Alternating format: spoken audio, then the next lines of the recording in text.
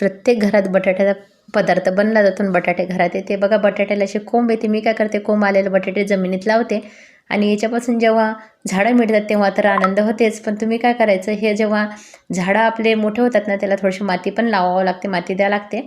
आणि एका बटाट्याचे 2 सुद्धा करू शकता. मी एक अख्खा लावला आणि जेव्हा हे प्लांट पूर्णपणे सुकतात, बटाट्याचे तयार होतात झाडं, आणि तेव्हा आतमध्ये नकळत हे बटाटे जेव्हा जमिनीतून वर येतात ना, तेव्हा आनंद मात्र काही जास्तच असते. अशा पद्धतीने बटाटे लावण्यासाठी माती मात्र भुसभुशीत असावी आणि त्याच्यासोबत तुम्ही रेत वगैरे टाकून माती भुसभुशीत करू शकता.